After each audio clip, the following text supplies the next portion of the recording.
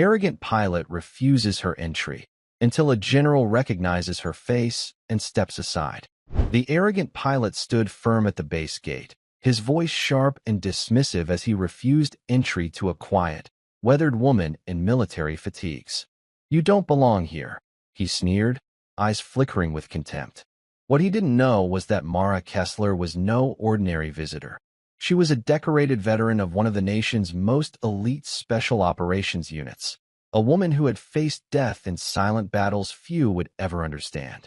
Her name was whispered with reverence in secret circles, a ghost who had carried comrades to safety and survived missions lost to history. When a high-ranking general unexpectedly recognized her face and stepped aside, the pilot's arrogance crumbled into stunned silence. This moment would spark a journey not just of personal redemption, but of reclaiming the honor of countless veterans forgotten in the shadows, an unyielding testament to strength, resilience, and the quiet dignity of service. And before I forget, let us know in the comments where you're watching from. I love seeing how far these stories reach. And if you're new here, make sure to subscribe so you don't miss tomorrow's special video. I guarantee you won't want to miss it. Now let's jump in. The terminal smelled of jet fuel, overcooked eggs, and old leather. It was barely past dawn, and already the check-in area buzzed with the chaos of another military rotation. Uniforms pressed, boots laced tight, and orders clutched like passports. Everyone had somewhere to be, except her. She stood in line near the side entrance to the private runway, quiet, still, wearing a simple gray hoodie, faded jeans, and a pair of tan military boots that had seen more than just mud. Her silver hair was pulled back into a tight braid, a style that didn't ask permission and didn't beg attention. Over one shoulder, she carried a worn-out duffel. Not military issue anymore, but the kind stitched with memory, zippers stiff with desert sand, one strap fraying where it had been caught on barbed wire in Kandahar. No patches, no name tags, just a quiet presence. She wasn't here for attention. She never had been. Her name was Captain Mara Kessler once. Call sign, Valkyrie. She flew with the best. Ghost teams in the night. Medical extractions under mortar fire. Drone evasion in jungle canopies. But today she was just another invisible vet trying to make her way home. The airbase in New Mexico was hosting a memorial service for a downed SEAL team. One of them, Lieutenant Jared Vaughn, had been her co-pilot for 5 years. He was a brother to her in ways blood never could be. She'd gotten the call late. She didn't RSVP. She never did. She just came. The line moved forward. A young pilot leaned casually against the checkpoint podium. Early 30s. Flight suit unzipped just enough to show off the gym-hardened chest underneath. Aviator shades. Arrogance measured in wattage. He glanced her way as she stepped forward. "Sorry, ma'am," he said, smirking as he folded his arms. "This gate's for personnel cleared for classified operations or active duty transport, not for retirees." She didn't flinch, didn't blink, just handed him her folded clearance papers. He didn't take them. "I said this gate is for active clearance only. You can take the shuttle to the main lot. There's a bus for guests over there." She looked down at her boots, then back at him. No words, just patience. "Ma'am, I don't think you understand." But the voice that cut him off didn't come from her. It came from behind, gravelly, commanding. "Son, do you have any idea who you're talking to?" The young pilot turned, confused. A 4-star general, still in full dress uniform, approached from the corridor behind them. He wasn't rushing, but his presence commanded immediate respect. Staffers around him stopped moving. Even the air seemed to pause. The general looked at her, and his face softened, eyes almost gleaming. "Kessler," he said quietly, with reverence.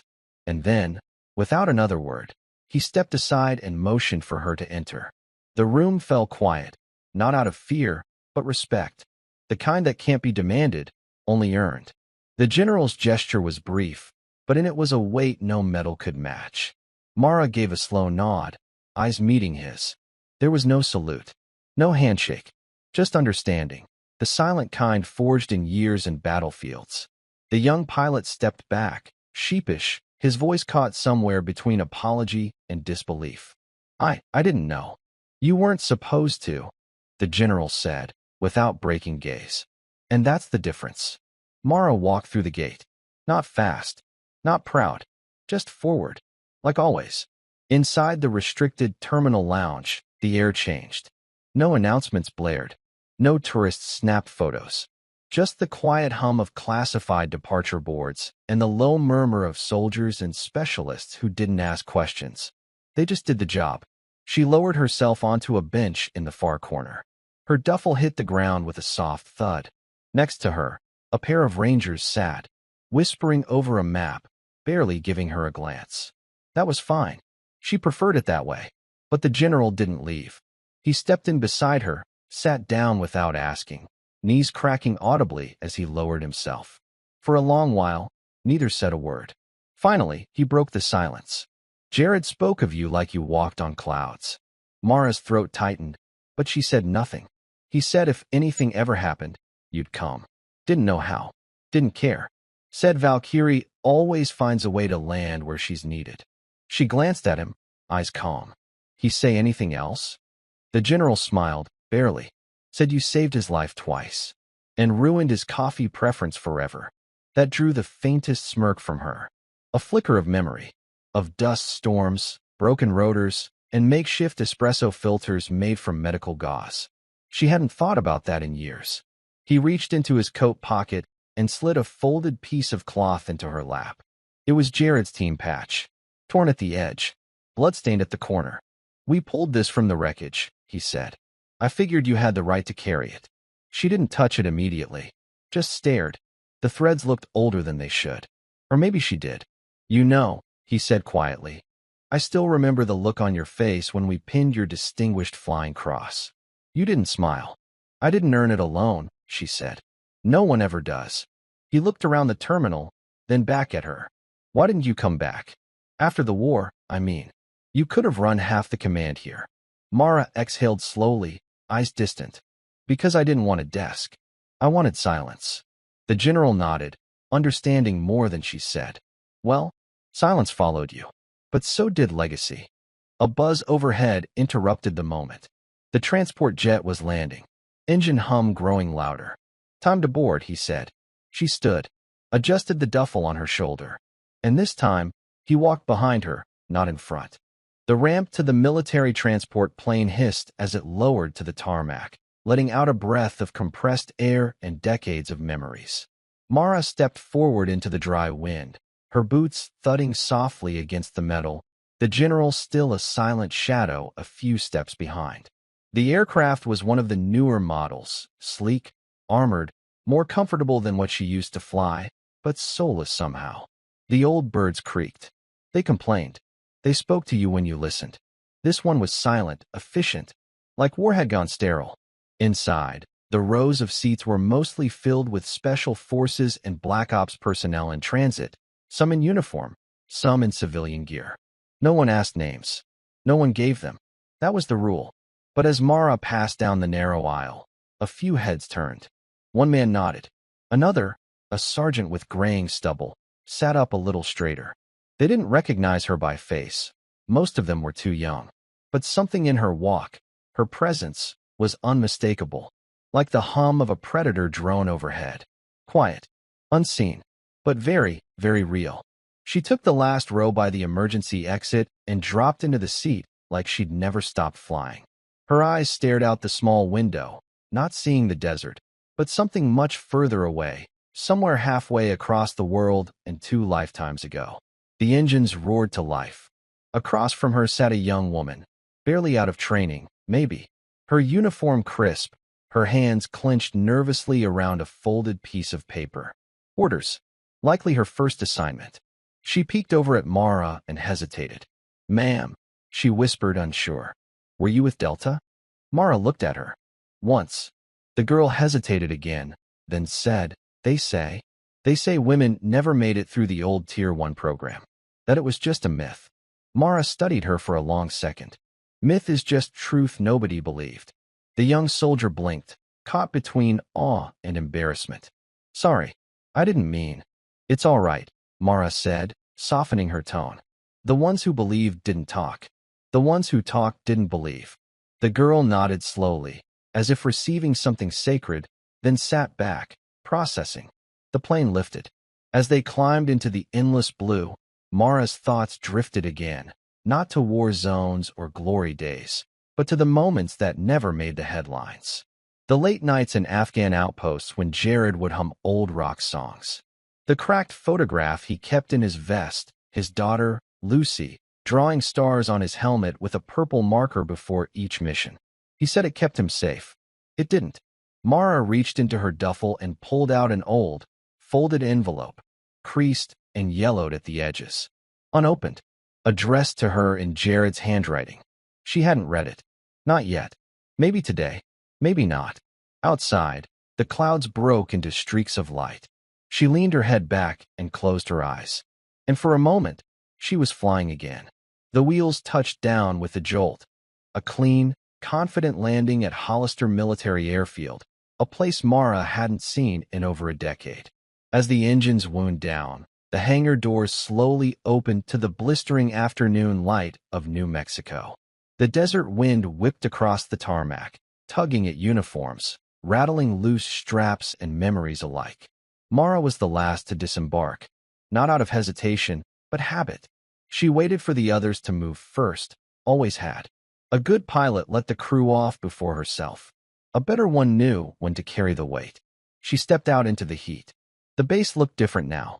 New walls, cleaner signs, cameras where there used to be guards. But beneath the upgrades, the bones were the same. Same old stone perimeter. Same sharp smell of gun oil and sun-baked pavement. An officer met her at the edge of the hangar. A lieutenant, maybe 25. He stiffened when she approached, but didn't salute. He didn't know who she was. Just another guest, he assumed. Ma'am, shuttle's this way. They're holding the memorial briefing at 1500. Dress is formal. I don't see you on the official list. I'm not on it, she said simply. He opened his mouth to respond, but another voice called out before he could. Kessler. She turned. A tall woman in her early 50s jogged across the tarmac in heels, of all things. Her hair was regulation short, but touched with gray. Her voice carried authority, but her face lit up with something else, relief. Still as stubborn as ever, the woman said, pulling Mara into a sudden, brief hug. God, it's good to see you. Colonel Briggs, Mara said, allowing a half-smile. Didn't think they'd let you keep the uniform. Didn't ask, Briggs replied, then nodded to the stunned lieutenant. I'll take it from here. As they walked together toward the main building, Briggs' expression sobered. They recovered 5 bodies from the crash. Jared's was one of them. The rest were burned beyond ID. No black box, just fragments. We think it was sabotage. Mara didn't flinch. He was flying back from Syria? Classified drop-off. But yeah, last stop of his rotation. He wasn't even supposed to be on that bird. He took a shift for someone else. Of course he did. Briggs looked at her. He kept a folder. With letters. One for you. One for Lucy. You still haven't read it. Mara shook her head. Not yet. You might want to. Before today's over. They reached the briefing room. Inside, high-ranking officers murmured over documents, satellite photos glowing on digital displays. A few turned and stared when Mara walked in, then quickly looked away, some out of guilt, others out of awe. Briggs paused at the door. They'll be showing a memorial reel, then reading off names. Then, the flag transfer. Mara nodded. I won't speak. You don't need to, Briggs said. You already did. Every time you got someone home. The door shut behind her with a metallic click. The past was waiting. The room dimmed. Curtains drawn. Screens lit. Rows of chairs faced a large projector. Soldiers, officers, and quiet civilians filled the seats, some in dress blues, others in muted formal wear. All watching. All silent. The only sound was the soft whir of the projector spinning to life. Mara took a seat in the last row, her duffel at her feet, her hands folded calmly in her lap. She didn't need to see the video. She remembered every mission Jared had flown, every sound of rotor blades chopping through hostile skies, every time he tapped the dash twice before takeoff, superstition he never broke. Still, she watched. The reel began with music, soft piano layered with strings. The screen showed sun-drenched training fields, helicopter rotors in slow motion, boot prints in sand, and flashes of names as they faded in and out. Then came faces. Young, strong, laughing. Faces now etched into stone. The kind of montage made for news stories. Except this wasn't for news. This was for memory. Jared appeared halfway through. Footage of him smiling with dirt on his face, yelling into a headset mid-flight, tossing a water bottle to a medic on the tarmac. Then a still photo. Him and Mara, back-to-back under the wing of a Black Hawk, desert wind flaring their jackets. That photo was never meant for public view. Someone had dug deep to find it. A murmur went through the room. That's her. The woman in the hoodie. Is that Valkyrie? The reel ended on a single image. The mission badge of Jared's final flight, overlaid with his team name, Reaper 2. Fade to black. Silence hung heavy. A colonel stood to address the room, his voice low and reverent. He spoke of honor, sacrifice, legacy, of missions completed and lives saved. He recited names, slowly, like prayers. Jared Vaughn's name came last. Mara didn't bow her head. She stared straight ahead. Then came the moment. The honor guard entered, for soldiers carrying folded flags draped in white cloth, each stepping with precision so sharp it felt choreographed by grief itself. When Jared's flag was brought forward, the presenting officer paused at the front row, scanning, looking for family. Lucy, Jared's daughter, stood quietly in a dark blue dress. 17 now. Hands shaking. Eyes red but dry. Briggs put a hand on her shoulder. The officer bent one knee and presented the flag to her. On behalf of a grateful nation. Mara watched from the back. Lucy glanced her way, as if drawn by something she couldn't explain. A pull. A presence. Their eyes met. In that brief connection, something passed between them. Not words. Not comfort. Understanding. Briggs leaned down and whispered something to Lucy. The girl turned, took a step forward, and walked down the center aisle, flag still in her arms, until she stood in front of Mara. Without asking, she placed the folded triangle into Mara's lap. You were his family, too, Lucy said. And then she hugged her. No one moved. The room had forgotten how to breathe. Officers in pressed uniforms, soldiers in dress blacks, family members clutching tissues. They all sat in still reverence as Lucy hugged the quiet woman in the back row. The girl's arms wrapped tight, like she was holding on to something she didn't want the world to forget. Mara didn't move at first. Her arms stayed at her sides, unsure. Then, gently, she returned the embrace. It wasn't long, just enough. When Lucy pulled back, her eyes searched Mara's face. He talked about you all the time, she whispered, but only when he thought I was asleep. Mara smiled faintly. He was a terrible liar. Lucy held back a tear. He said you saved him once in Somalia, that you disobeyed orders. I reinterpreted them, Mara corrected, her voice dry but soft. Lucy gave a broken laugh, then stepped back, letting her fingers linger on the edge of the flag. Thank you for being here. She returned to her seat beside Briggs, who gave her a reassuring squeeze on the hand. The room remained hushed. Then, slowly, the colonel at the podium cleared his throat. Captain Kessler, he hesitated, unsure. Would you like to say a few words? Heads turned. Mara didn't. The weight of silence was enough. But then she stood. Not fast. Not hesitant. She didn't walk to the front. She stayed where she was. When she spoke, her voice was steady. Clear. No microphone needed. I don't have words to match the men and women we lost. I couldn't even speak at my own father's funeral. But I'll say this. She looked across the room. At Lucy. At the brass. At the unknown faces who were only now learning who she was.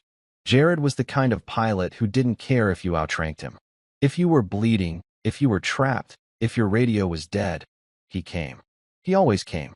Even when it meant flying blind into the dark. She paused. Let the silence do the rest. And that kind of man doesn't die in vain. He lives in every rookie who double-checks the map. In every medic who doesn't quit under fire. In every child who learns that some heroes don't wear capes. They wear dust and scars and old boots. She sat back down. That was all. A beat. Then, slowly, the room applauded. Not loud. Not for show. Just hands clapping in rhythm, like a heartbeat returning to a still chest. Briggs exhaled beside Lucy. Told you she wouldn't need a podium. The general from the gate stood silently in the back. He didn't clap. He simply watched her with the kind of expression only commanders wear when they know they're in the presence of a living legend. Later, as the crowd dispersed, Mara sat alone again, flag across her knees, eyes locked on the now dark screen. Her fingers brushed over the triangle's edge, then drifted to her duffel. Inside, the letter waited. Still sealed. Still patient. The hallway outside the memorial room had gone quiet. Most had filed out. Some to reception tents, others to their quarters, and a few to stare out across the endless line of flagpoles swaying in the wind. Mara didn't join them. She sat on a wooden bench near the shadow of an old commemorative plaque dedicated to the fallen who never fell alone. The metal was sun-warmed, the names etched with reverence. In her lap, the envelope rested, folded, faded. Jared's handwriting was instantly recognizable. Quick, slightly tilted, the loop of the K in her name curling like a pilot's wing. He never wrote in cursive, said it slowed him down. She stared at it, her thumb tracing the edge. For a long moment, she thought about putting it back, saving it for later, for a day when the grief didn't sit so high in her chest. But there would never be such a day. She broke the seal. The paper crackled as it unfolded, creased from being opened and refolded dozens of times by someone's unsure hands. Probably the general. Maybe Briggs. Someone had read it. Someone had waited. Mara began reading. Mara, if you're reading this, then I've gone and done something stupid. Again, I never was good at safe landings. You always warn me. I won't waste this space saying thank you, because if I started, I'd never stop. But there are things I once said. Things I didn't know how to say out loud, because you were always so damn composed. You made silence a kind of art. You saved me, Mara. Not just the bullets and rotors kind of saving. I mean really saved me. When I came home broken after Kandahar, when I couldn't sleep, when my hands shook and my voice disappeared, you were there. You taught me how to breathe again. You never said a word. Just flew. I followed your flight path, Valkyrie. Always. There's a girl, Lucy. She's stronger than she thinks. If I don't make it home, tell her who you are. Not the medals. Not the missions. The real you. The one who gives a damn, even when no one's looking. She's going to need someone like that. There are a dozen more letters in this file. One to the team. One to Mom. One to the guy who kept stealing my MREs and never confessed. But this one's yours. Thank you for never giving up on me. Thank you for flying in when everyone else pulled out. And thank you, Mara, for always being the storm that carried others home. I'll see you up there. Jared. The letter trembled in her hands, though Mara herself didn't. Her breath caught in her throat, not with grief, but with memory. The sound of his laugh, the scratch of his voice through static. That awful playlist of 80s ballads he insisted on during every extraction run. She folded the letter carefully and slipped it into her jacket pocket, close to her chest. Then, for the first time in a long while, she whispered aloud, "Clear skies, Jared," and meant it. The sun dipped low over Hollister Airfield, casting long shadows across the tarmac. Most of the guests had left. The command staff dispersed.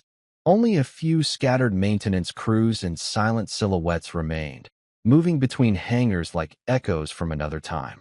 Mara didn't leave with the crowd. She walked alone.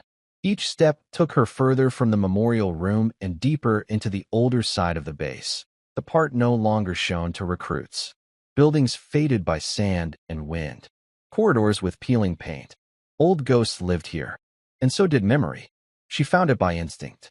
Hangar 3. The place where she and Jared prepped their first unofficial mission. Where they tore apart a Black Hawk rotor with nothing but chewing gum and field tape to get a medevac bird flight ready. Where she first realized that war wasn't about orders. It was about who came back and who didn't. She pulled open the heavy side door. The smell hit her first, machine oil, canvas, and time. Inside, the hangar was dim, streaked with light from narrow high windows. A single helicopter sat half-covered in tarp. Retired. Grounded. Like her. Mara walked to it. She ran her fingers along the fuselage. Dust clung to her skin. The bird had seen fire. Patches in the hull still bore shrapnel scars. On the tail, the faded remains of a painted emblem. Reaper 2. This was it. This was Jared's last bird. They were going to scrap it. Came a voice behind her. Mara turned. Colonel Briggs stood in the doorway, arms crossed.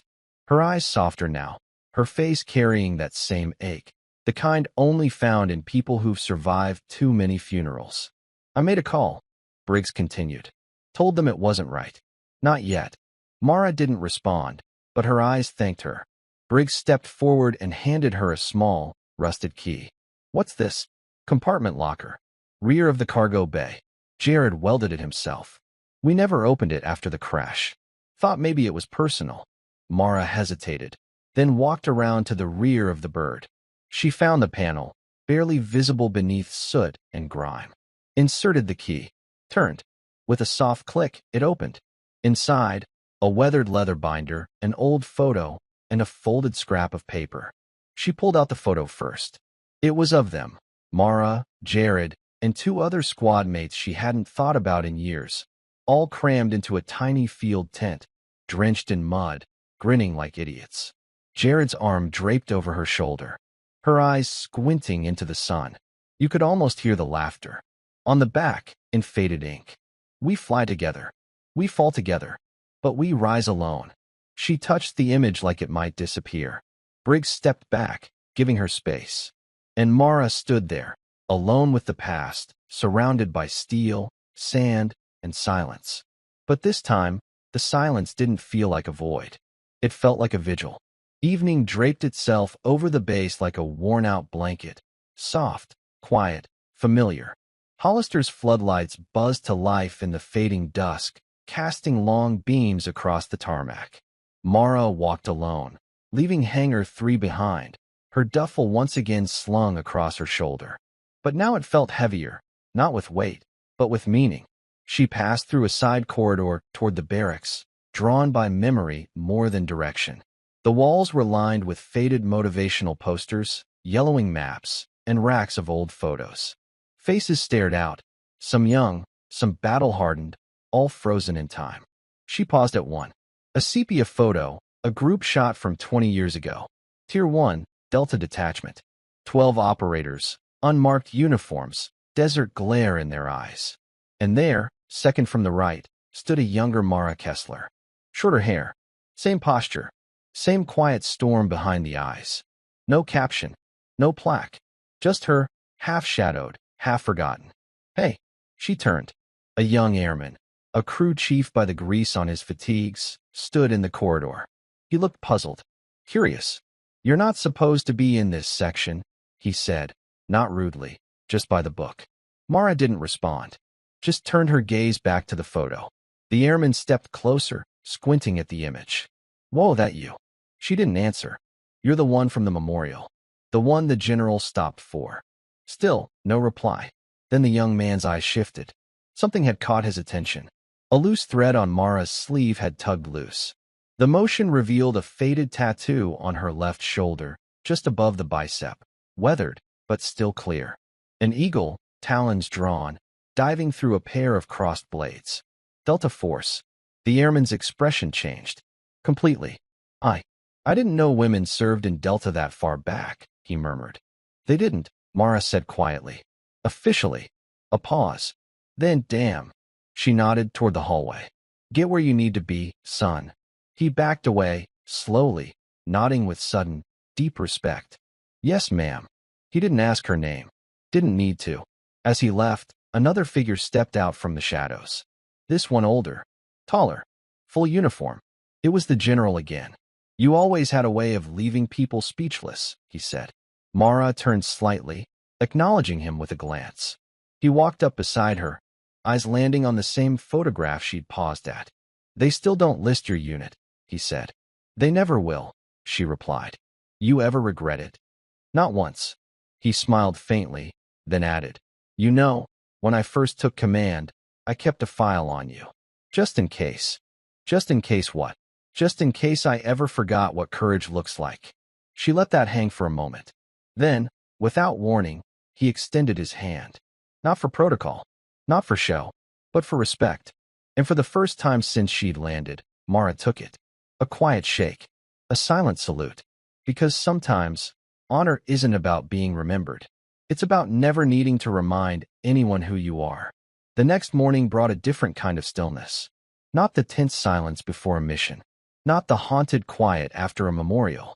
This was the pause between storms. The breath before whatever comes next. Mara sat outside the old chow hall beneath a rusted awning. A tin cup of coffee cooling beside her. She didn't drink it. Not yet. She just sat, back straight, boots planted, watching the base come back to life. Trucks rumbled. Recruits marched. Helicopters lifted in distant staggered thumps, like heartbeats reminding her the world kept moving, with or without her. She heard the footsteps before she saw her. Lucy. Same dark blue dress as the day before, but with a green army jacket over it. A little big. A little worn. Probably Jared's. It swallowed her frame, but she wore it like armor. Mind if I sit? Mara nodded toward the empty bench beside her. Lucy dropped into the seat, folding her hands in her lap. For a moment, neither spoke.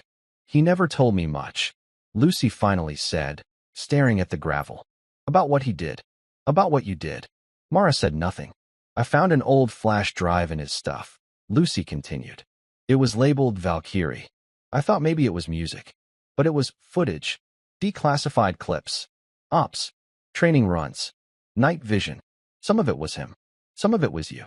Mara raised an eyebrow slightly. Lucy looked at her. You carried him out of a crash. With a dislocated shoulder. You stitched his leg in the dark while the LZ was under mortar fire. He was heavy, Mara said, her voice like gravel with a hint of warmth. Lucy gave a tight smile, then pulled something from her pocket. A folded photo, printed from the flash drive. It showed Mara standing on the skids of a Black Hawk, one hand gripping the frame, the other reaching down toward a wounded operator. Her face was smeared with dirt, eyes locked forward, unflinching, unmovable. You look like a ghost, Lucy said. Like a myth, but real. Mara stared at the image for a long time, then handed it back. Why didn't he tell me more? Lucy asked. Why didn't you? Because stories like that come with ghosts, Mara said. And ghosts don't make good bedtime stories. Lucy nodded slowly. But they make good lessons. Then she reached into her jacket pocket again and pulled out something small. Metal, worn, almost invisible unless you knew what it was. A single pair of wings. Not standard issue. Handmade. Edges slightly bent. Jared's. I want you to have them, Lucy said. Mara held them in her palm, feeling the weight. Infinitely small, impossibly heavy. I don't need a statue, Lucy said. I don't need flags or bagpipes. But people should know who you are. What you did. What you still carry. I'm not a symbol, Mara replied softly. No, Lucy said. You're something better. Mara looked at her. Really looked. And for the first time since Jared's death, she felt something that wasn't grief. She felt legacy. The sun blazed high over Hollister Airfield, casting sharp shadows across the base's aging concrete walkways. The heat was relentless, pressing against every surface like a silent adversary. Mara moved through the corridors with the steady rhythm of someone who had learned patience the hard way.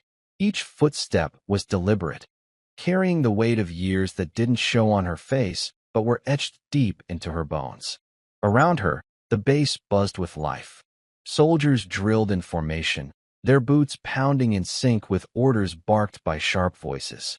Medics hustled between tents, tending to scraped knees and strained muscles. Commanders huddled over maps dotted with pins and flags, planning movements, coordinating missions.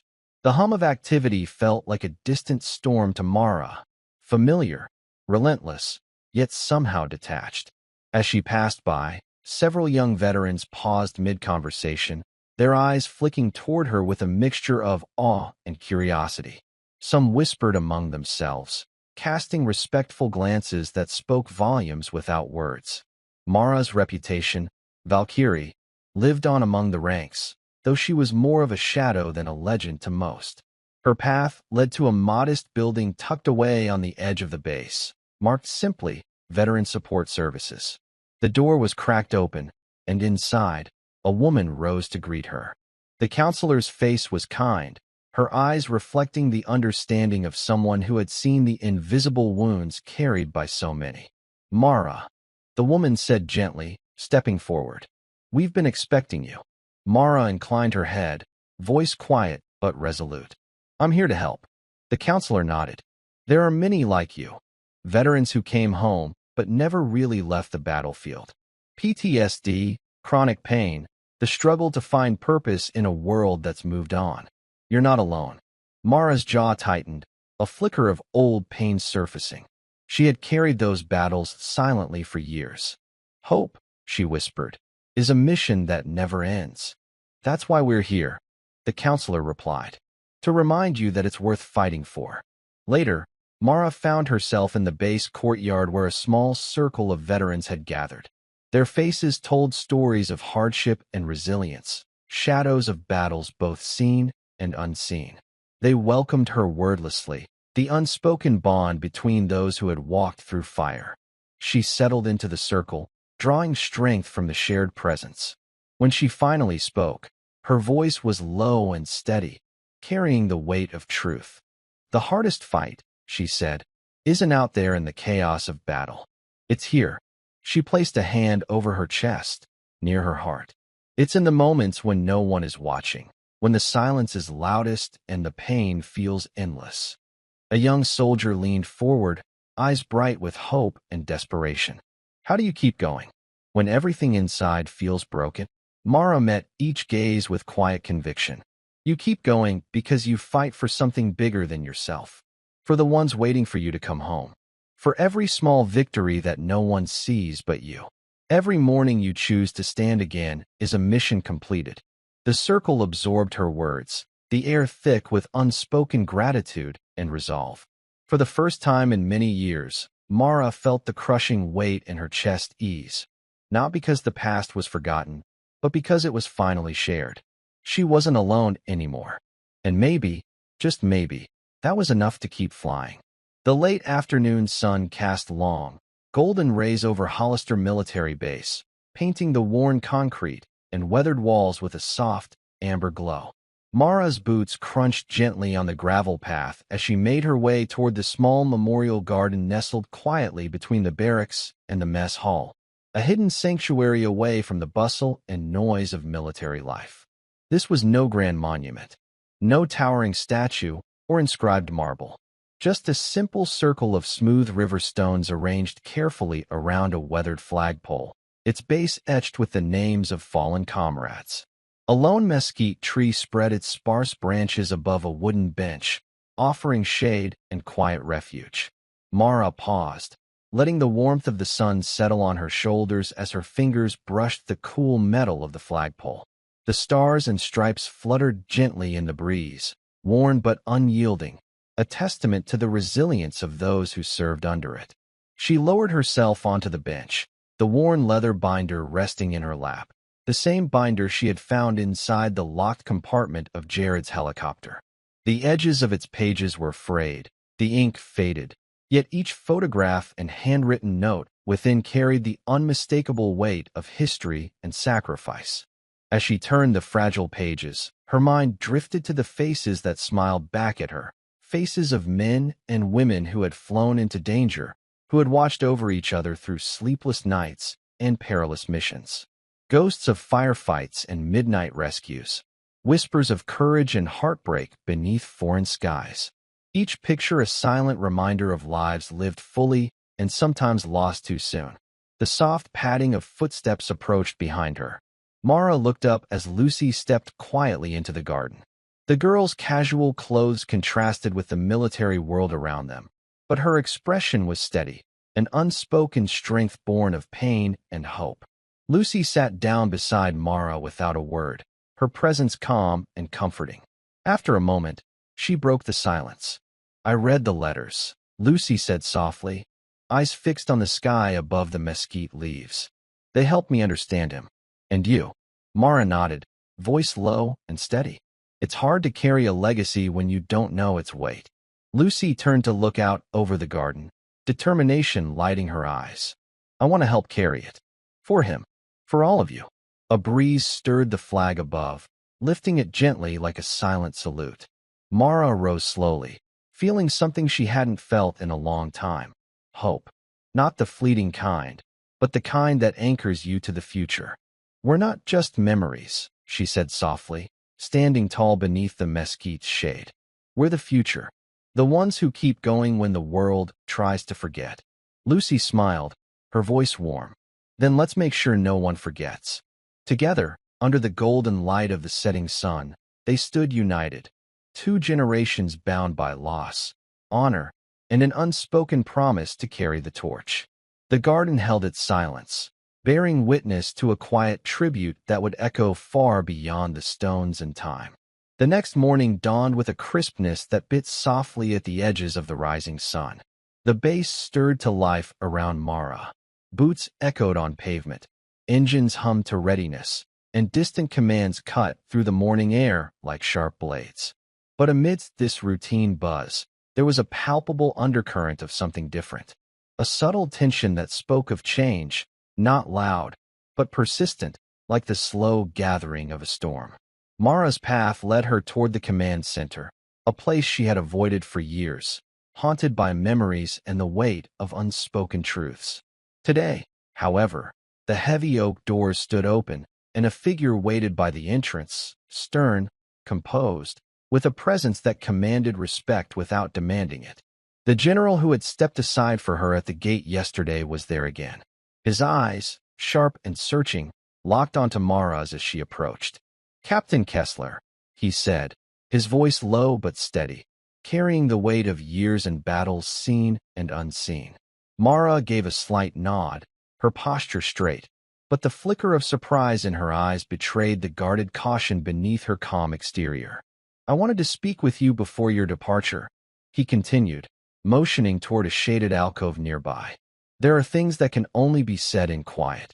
They moved away from the chatter of the base, finding a pocket of stillness beneath the broad leaves of a mesquite tree. The general's gaze was unwavering, his expression grave yet sincere.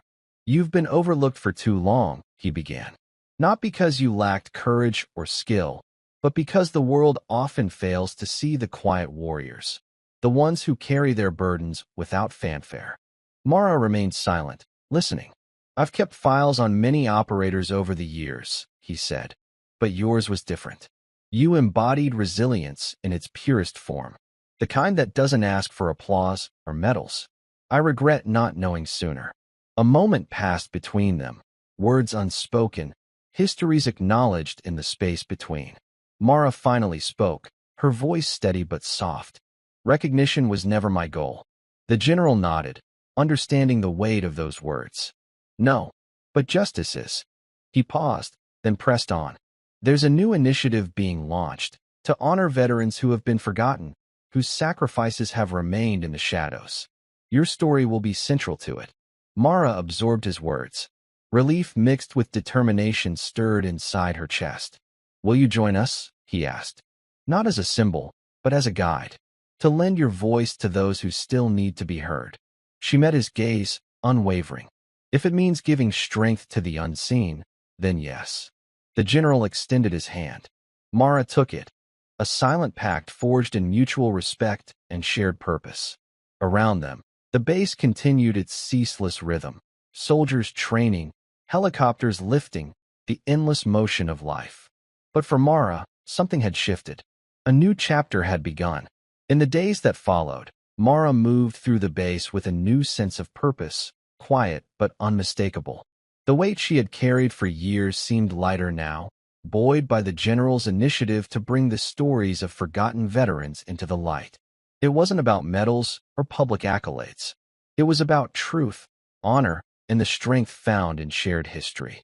Inside a conference room bathed in afternoon sunlight, Mara sat among a group of veterans, military historians, and support staff. The walls were covered with maps, photographs, and faded letters, evidence of battles fought in the shadows, sacrifices made beyond the public eye. The atmosphere buzzed with quiet determination, a collective energy that spoke of healing and justice. One by one, the veterans shared their stories, tales of missions shrouded in secrecy, of battles fought alone or in small teams, of pain endured and courage shone away from the spotlight. Mara listened, sometimes offering a nod, sometimes a brief word of encouragement. But mostly, she absorbed the gravity of each testimony, feeling the deep bond that united them all. Lucy was there as well, now officially part of the program. Her presence was a bridge between generations, a reminder that legacies weren't just memories, but living, breathing missions passed down. Her fierce spirit honored her father and all who served silently beside him. Mara found herself stepping into the role of mentor, guiding younger veterans struggling to find their place in civilian life. She shared lessons learned not only from combat, but from the long journey of resilience that followed. Her calm presence became a lifeline for many, a symbol that survival was possible and dignity could be reclaimed. One afternoon, under a sky so vast it seemed endless, Mara spoke quietly to a group of recruits gathered at the edge of the base. Her voice was steady, carrying the weight of experience without pretense. "Service isn't just the battles you fight on the field," she said. "It's the way you carry your scars, your memories, your brothers and sisters in arms. It's how you move forward when the fighting's done and the world expects you to disappear." The recruits listened intently, drawn to the quiet power in her words. As the sun began its slow descent, casting the base in golden light, Mara stood alone for a moment, gazing toward the horizon. The past was heavy, but the future held promise. This new mission, of remembrance, respect, and support, wasn't just about honoring those who'd served. It was about making sure no one was left unseen again. The wind whispered past her, carrying echoes of old battles and hopes yet to be fulfilled. For the first time in years, Mara felt a peace that wasn't fragile. It was steady, real. Weeks had passed since the initiative was announced, but the weight of it all was about to crystallize in a moment Mara never expected. The base was alive with an energy that felt different, less about orders and drills, and more about remembrance and respect. The ceremony was simple, dignified, and carried a gravity that stretched far beyond the grounds it occupied. Under a pale, overcast sky, the gathering formed, a mixture of veterans, families, commanders, and military personnel. The flag above rippled gently in the soft breeze, casting slow-moving shadows on the crowd below. There was a quiet reverence in the air, as if everyone present understood the significance of what they were witnessing. A public acknowledgement of those who had served unseen, those who had fought battles in the shadows, and those whose sacrifices had been overlooked by history. Mara stood near the front, flanked by Lucy. Both wore jackets heavy with meaning, patched, worn, and threaded with memories of service. The jacket Mara wore carried the faded insignia of Delta Force, a symbol few could recognize, but that bore stories far deeper than medals. The general stepped to the podium first. His voice was steady and commanding, yet filled with warmth and respect. He spoke of valor and resilience, of battles fought not just in distant deserts, but within the hearts of those who returned home forever changed. He recounted stories of quiet courage, naming those who had long been forgotten by the world outside these walls. Medals were presented with careful ceremony. Photographs flickered on screens behind him, frozen moments of laughter, grit, and humanity amidst chaos. The crowd listened, their applause respectful and measured, like a heartbeat finally syncing with the rhythm of forgotten warriors. When Mara's name was called, a hush fell over the assembly. She rose with a steady grace, each step deliberate, the weight of years settling on her shoulders like an old cloak. Approaching the podium, she allowed herself, briefly, to feel the magnitude of the moment, not as a solitary hero, but as a voice for countless others whose stories remained in the shadows. Her speech was brief but powerful. She spoke of bonds forged in silence, of battles waged beyond public view, and of the strength in honoring truth and memory. She thanked those who served and those who continue to carry the burden of remembrance. Her words resonated deeply, each syllable a testament to resilience and dignity. As she stepped down, Lucy took her hand, a gesture brimming with unspoken promises, past pain entwined with future hope. The crowd's applause grew, not loud or boisterous, but steady and profound. It was the sound of a nation waking to its forgotten heroes, the rhythm of respect finally earned. Later, as the sun dipped behind the distant hills, Mara and Lucy stood quietly by the flagpole. The flag fluttered softly in the evening breeze, the colors glowing warmly in the fading light. Mara looked at Lucy, voice low but certain. "This isn't the end. It's just the beginning." Lucy smiled, eyes bright with resolve. "We'll carry it forward. For them. For all of us." Together, beneath the dimming sky, they stood, a living testament to honor reclaimed, dignity restored, and a legacy renewed. The ceremony had passed, folding itself into the fabric of memory like a soft, fading melody, one that lingered quietly, long after the last notes had drifted away. The bass slowly returned to its relentless rhythm, the steady drone of helicopters overhead, boots striking pavement in formation, orders given and executed with disciplined precision. But for Mara, the world around her had subtly shifted, and she herself was no longer the shadow she had once been. She moved through the familiar corridors with a newfound presence, visible, acknowledged, quietly powerful. The nods she received from veterans and soldiers alike were no longer polite formalities, but genuine gestures of respect and gratitude. Young recruits sought her out, eager to hear stories not of glory or battlefield heroics, but of endurance, resilience, and the quiet dignity of those who serve without fanfare. In the cool evenings, Mara often found her way to the small memorial garden nestled between the barracks and mess hall. The lone mesquite tree stretched its branches protectively over a weathered bench, the same bench where she had once sat alone, wrapped in silence and memories. Now it welcomed others, veterans grappling with invisible wounds, young soldiers seeking solace, families searching for understanding. They came, drawn by the calm strength she radiated. Lucy was frequently by her side, bridging the gulf between generations with a connection forged in shared loss and hope.